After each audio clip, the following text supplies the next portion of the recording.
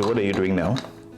I'm just trying to do my skin work because even though I'm doing a very quick makeup, skin work is crucial to any kind of makeup. My face has to be well moisturized before I go in with makeup. So that's what I'm doing now. I'm just trying to apply my moisturizer and hydrate my face. I give you consent to film this. Thank you very much. So please, let's start with the introduction. Can you introduce yourself? Who are you and what do you do and how did you get here? My name is Ife Akinfaloye. I'm the creative director, lead makeup artist, everything in Glee Makeovers. And Glee Makeovers is a makeup brand, a fantastic makeup brand, by the way. So I'm the creative director of Glee Makeovers, and what we do basically is to do makeup for women for their different occasions, from weddings to parties, birthdays, naming ceremony, everything, anything. That's what we do. We just give you like a glam that speaks class and excellence. How did I get here? I've been doing makeup for a while now. I think it's going to be officially 10 years next year that I've been a makeup artist. And so, yeah, how I got here is such, I think right after uni days, I worked for a little bit, and then I just realized that the joy that comes with being a makeup artist was just irreplaceable. So I resigned from corporate job and I just focused on being a makeup artist, and I've been doing that ever since. So was makeup like a backup plan for you when you started, or you were like really going for this? Was it? Makeup has never been a backup plan for me.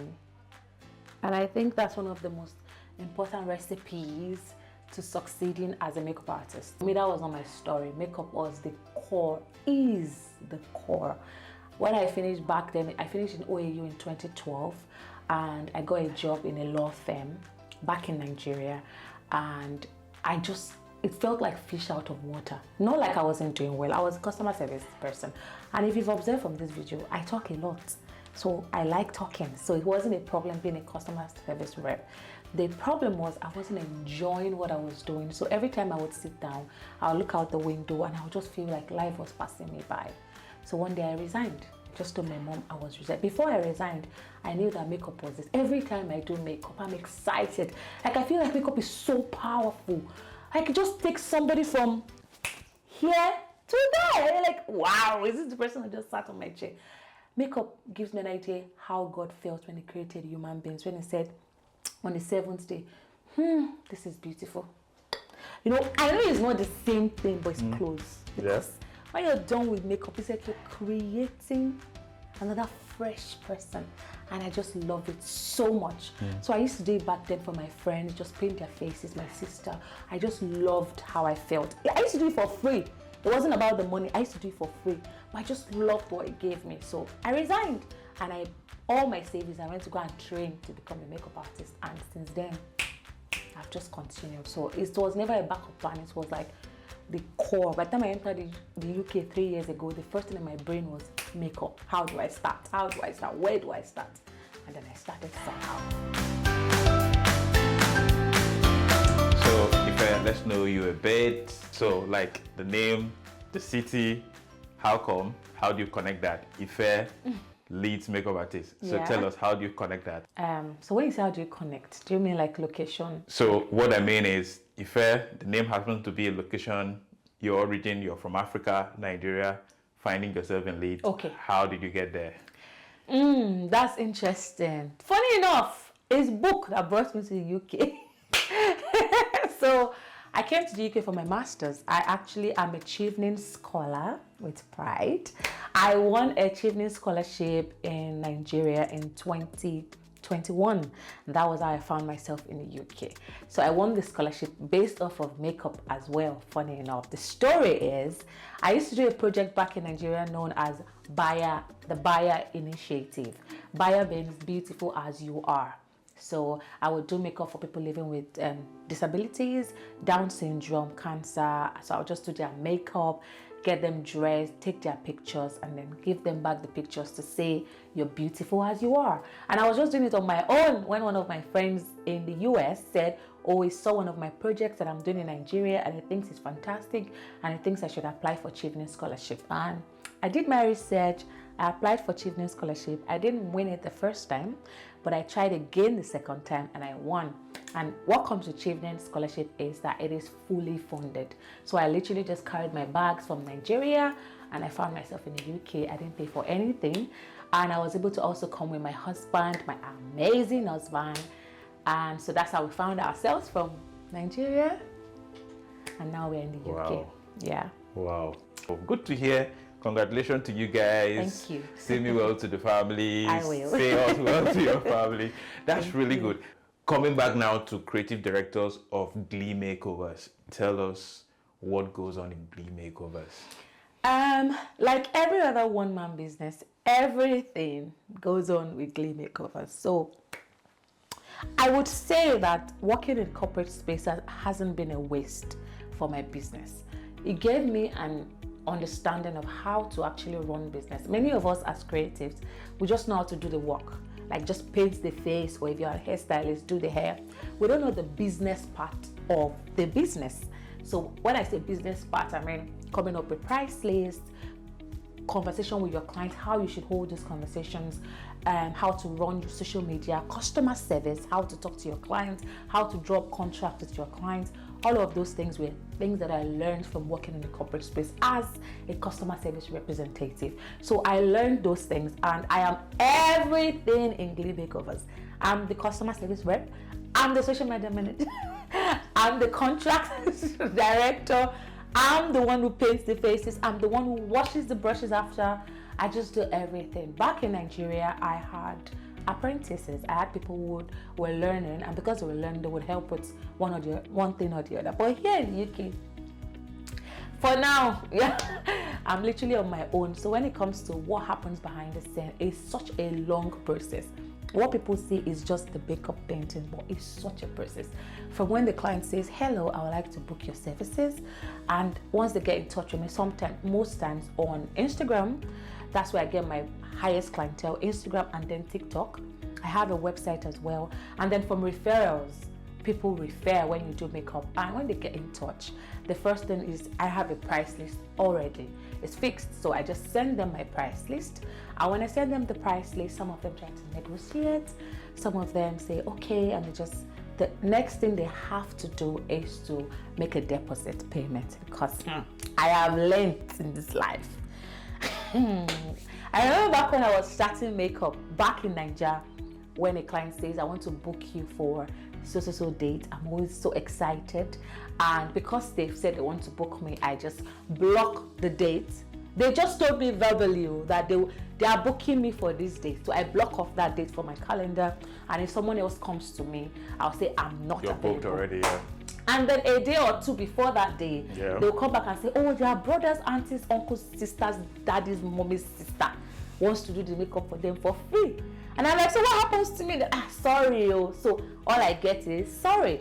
So because of that, I quickly learned that in this job, you have to put a price to your work. You have to put a price to your time.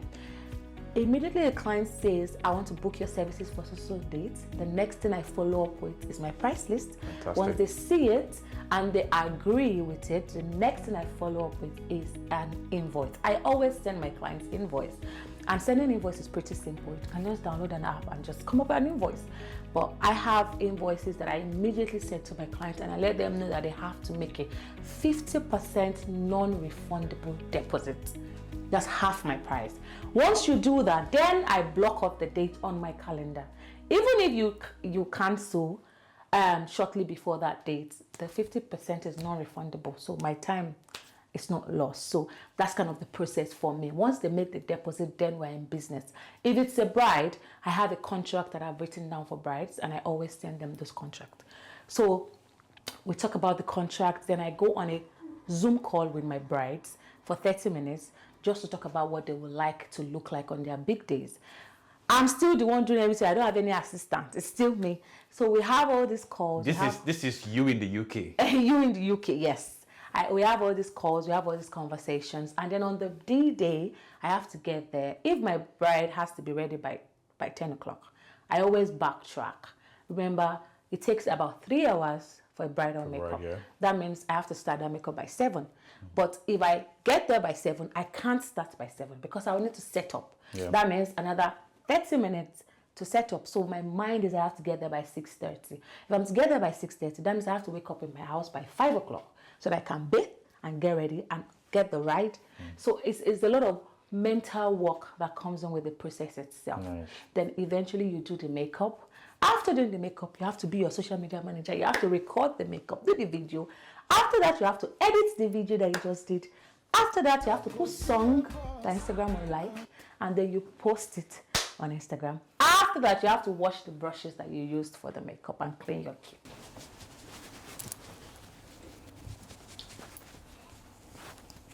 So is it easy doing yourself makeup than somebody doing you?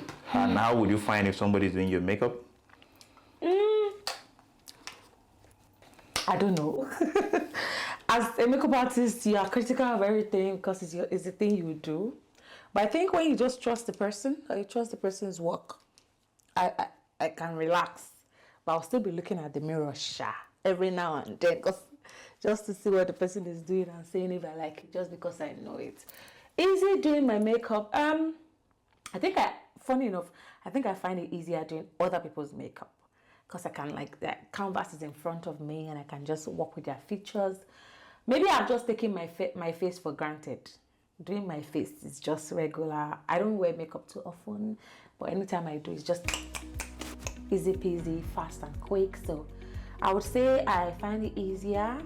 Maybe more enjoyable is the word. I find it more enjoyable doing other people's faces. How long does it take you to do one makeup?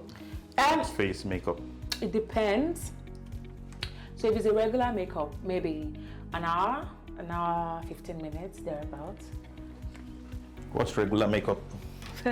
So when I say regular makeup, I mean like if it's not a bridal makeup, if it's like normal standard makeup for someone, maybe party makeup or any of those things, maybe an hour, 1 hour, 15 minutes, thereabouts. All things being equal, that's if the person is not tearing or things like that. Let's say between an hour and 1 hour, 30 minutes. But when it's a bride, I would say maybe 3 hours max. 3 hours because I take my sweet time with the skin work. Like I try to make sure that the skin is well infused with moisture, well hydrated. And when you just apply all those skincare, you don't just apply one on top of the other. You have to apply it, wait for a while before you apply the next one. So I take my sweet time with my brides. I don't rush them. And so because of that, about 3 hours for my brides, but about half that time for other people. Nice. Sounds good. Yep. Have you ever done a guy makeup before, and what was the experience like? I've only done makeup for guys on movie sets, movie and music sets, back when I was in Nigeria, where I used to work on movie sets. Yeah, so I've done it there, and the experience was a bit. I think at first it was a bit weird, but strangely enough, they liked the feel of the brush on their face, because I remember that they were particularly excited. They always wanted me to put the brush where I'm using the powder brush and just swirling around the face. So I think they enjoyed it. So it's a win-win. Once my client is happy, I'm happy. So the experience was interesting for me. That's what I would say. Nice. Well, why is it called makeup artist? Are you guys an artist? Yeah, we are. You guys are an artist? Yes. Makeup is an art because what people see is just painted face, but it takes a lot of hard work to go into that. Different kinds of face structures would attract a different kind of makeup. Do you get what I mean? So you need to understand the face structure. The face is like a canvas, the way an artist has canvas that they draw on. So the face is like our canvas, and you want to look at the placement of the eyes, the type of bone structure, the type and shape of face. The makeup you would do on someone with a round face, for example, is different from the one you would do on someone with like an oval face shape. Do you get what I mean? So It's an art. You need to understand face shapes, understand eye shapes, understand all of those things, and come up with the kind of makeup that will best suit those face shapes. For example, if I contouring means when you try to like darken some parts of the face and brighten some other parts. So if I contour someone who has a round face like mine, the intensity of contouring that I will do is not what I would do on someone who has an oval face. Because if I do a contouring that is very intense on someone with oval face, the person is going to look very sick. They're going to look like this. That's why you see some people's makeup. So you don't just apply makeup to all faces the same way. And because of that, that's art. Understanding which one will suit each face is art. Therefore, we are makeup artists. Period. I just want to like take your mind back again to you in Nigeria, having apprentices who work with you. Basically, they work with you. You're also like impacting skills on them. Yeah. And now coming to the UK, why is those two things different? I think it's different because you get help back home, and here it's just you. Well, at least for now, because I have a big picture in mind, and I know that the brand is going to expand even here in the UK. But for now, it's just me. So I think the difference is that it's more cumbersome for us now. For me, at least, it's more tedious. A lot of mental work and physical work is tedious. Back home, I would do the mental work, but I had help with the physical work. Say, for example, when I'm trying to pack up my kids for makeup job, someone else is packing it up. I'm just saying, oh, make sure this is there. Oh, make sure that is there. Someone else is actually doing the packing. And then I'm done with the makeup. Someone else clears the table, washes the brushes. You get what I mean? So it was a bit easier in terms of getting ready for a client back in Nigeria. In this process that was going on, do you pay, are they paid like apprenticeship or volunteer for free apprenticeship? How would you like to put them? So there were different types at different stages of my life. There were times when I had people who just wanted to learn. So when you want to learn, you just come, you're learning, you're going out with me for my makeup job. What I used to do then was I just paid their transport fare, but I don't used to pay them extra because they are learning. Yeah. So after a while, I had staff. I had someone who I used to pay monthly for working with me because I had a studio where they would come in to do their makeup. So I had someone there and I had to pay them. Cool. So I would say that at different times, it just depended on what the need was at the time. Sometimes paid, sometimes it was just apprentice. When you were switching on the UK light, or when you were like toning down the light back in Nigeria, switching into UK, what were you expecting? What was your expectation? I wasn't among, if you were going to mention the top 50 makeup artists in Nigeria, you won't mention, I wasn't there. I wasn't among the top 50 makeup artists. I didn't have the biggest makeup. So I'm not trying to downplay myself. Good. I'm just being realistic. Yeah. So it's not like I had to shut down the whole thing. There wasn't so much to shut down, to be honest. Nice. So switching was pretty easy. I feel like this is where God has now set like a terrain for me. Nice. Because moving, yes, I had to sell off some things because I had a studio, like I said. Yeah. I had to sell off some things, but it wasn't too bad. It wasn't like I had to do something drastic. And I just moved to the UK. Transitioning was pretty easy because for me, makeup is not a backup plan. Makeup is the thing. Everywhere I go, carry me to Antarctica, I'll find a way. Makeup, God will find a way of, permit me to bring God into this. I'm just a very big fan That's of good. God. It's you. Yeah, I'm a Jesus. You can't really separate us. You get what I mean? So like God will find a way to bring makeup somehow in the midst of it. So switching to the UK was just, I came into the UK, I didn't know anybody. So I was my model. I just did makeup on myself. And I posted myself on Instagram and I boosted it. I did a paid Instagram ad to say, oh, hi, I'm new in the UK. I'm based in Leeds. I can get your makeup done. That was it. It took one person to see me to say, oh, you're new in the UK. Finally, a Nigerian makeup artist. I'm going to book you. And that was just from one place to another. That's how the ladder started getting up. Yeah, wow, nice. Yeah. Now, looking at yourself back in Nigeria and now, how would you talk about the business environment? To be honest, no shade, but I prefer being a makeup artist here in the UK than back home in Nigeria. And it's not just because I'm earning in pounds, no. It's just people just respect you here. Back home, even though I feel it from OAU, they just believe that you're a makeup artist because maybe you didn't go to school or you didn't do so well in school. Well, things have changed even back home now anyway. But back then, the way they just, the way they look at you is different. But here, whether you're a makeup artist, whatever you are, you're respected. I think generally, even though I'm doing makeup for Nigerians here, they're a bit kinder. They treat you like you're a human being, like you're here to do your business. They respect your business. Do you get what I mean? So I kind of enjoy it. And of course, you're earning in pounds. So what are the challenges you face with Glee makeovers? I think as with any growing business, there are just several challenges. Kind of challenges I used to face back in Nigeria is different from what I face here in the UK. Most times in Nigeria, it's usually about traffic, getting the clients on time, or the way the clients will perceive you, Back home, they just think that maybe you're not good enough and stuff like that. So the respect is not there. It was a bit tough. Again, people being people, sometimes not keeping to their word can be quite challenging. Again, being a one-man business, doing everything by yourself here in the UK is a bit tough as opposed to when I used to have help back home. You get what I mean? I'm going to tell you a story of something that happened to me recently, and it's one of the challenges or hazards we faced in our job as a makeup artist. So I'd gone to do makeup with this lovely family. They are still lovely. I still consider them lovely anyway.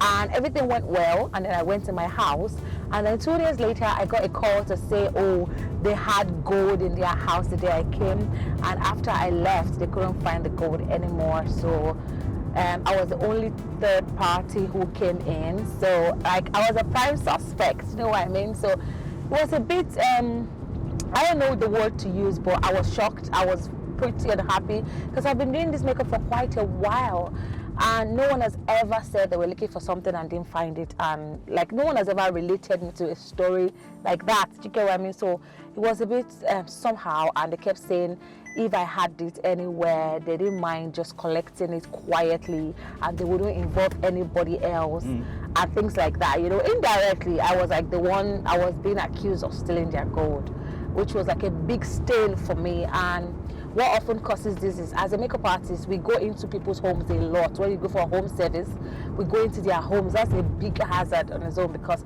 once you step into their home, if anything gets missing, you're the prime suspect. So thankfully, about 2 days after that phone call, I received another phone call to say they had found it and they had mistakenly packed it among their items. I was so relieved because I just didn't want that attached to my name.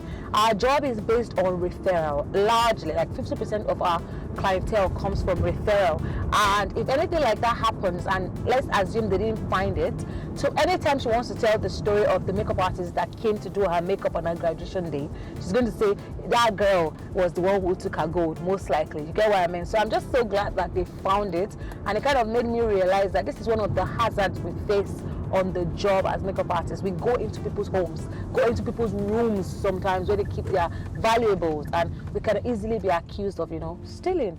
So yeah, I've put it as a disclaimer on my contract now that I'm no longer going to be waiting behind. Anytime somebody is doing their makeup, once I'm done, you have to wait with me, and then I finish and then I leave, just so that my name is not attached to things like this ever again. But like I said, it's one of the challenges we face. Another challenge that we often don't talk about is staircases.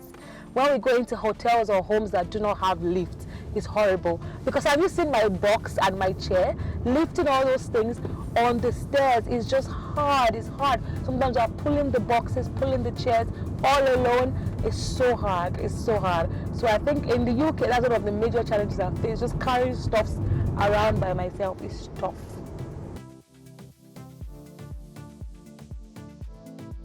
Do you have mentor? And who is your mentor? Does that have to be makeup related? Yeah. Okay. I like that part. Does that have to be makeup related? Yes. When it comes to mentors, I wouldn't say that there's this one person in makeup that is my mentor, but I have quite a number of people that I love their work and I kind of tailor my style. So my style is natural, soft, subtle kind of makeup.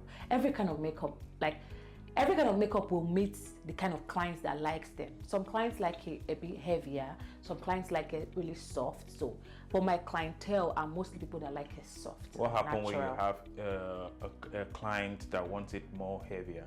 Can you achieve it? Not like I cannot achieve it, I can try, but because one thing about being a creative is that you can do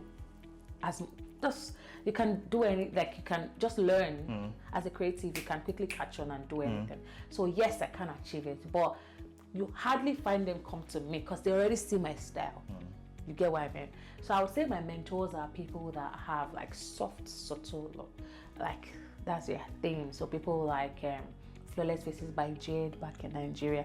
I've always loved her work from years ago, and I still love her work so much. Nice. And there's so many of them now, Beyonce, so many people that just do like sweet glam. Yeah. Do you have mentee, people you're mentoring to at the end of the day be at your spot or be higher than you, even better than you? Yes, I do. I love teaching so much. I love it. I love sharing knowledge. Anything I learn, I'm always excited to share it to somebody. It's just a part of me. So I do have people that I'm training. I have people that I'm teaching makeup. I have people constantly coming, even colleagues that are constantly checking to say, oh, Ife, how did you do this? How do you do that? And I try to teach. And back in Nigeria, I used to organize classes, from beginner classes to master classes. And I'm also having my very first master class here in the UK. I'm having it on the 4th of January in Leeds. It's going to be a physical class because I'm trying to make it quite intimate so I can talk to people in details. And yeah, I'm really looking forward to the class because, like I said, I like teaching. I teach everything I know. I'm just like talking about it. So I'm pretty much excited about that. And yes, my mentees are so important to me because the more Leeds, the more it expands. People expand in Leeds, and not just Leeds, even the UK generally. I cannot meet everybody's needs. I can't do makeup for everybody. There's so many times I have to say, I'm sorry, unfortunately, I'm unavailable to do your makeup, and I don't like it when I disappoint my clients. So having mentees or having people that I train means that whenever I have to tell my clients, unfortunately, I'm unavailable, I can easily say, however, I can recommend someone. I like that. I don't leave my clients hanging. I can recommend people to them. So that's one of the major reasons why I like to train and teach people about what I know with makeup. That is really good. So where do you see Glee in the next 20 years?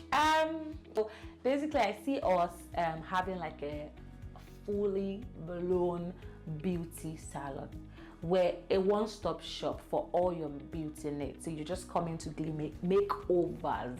That's kind of like the name, makeovers.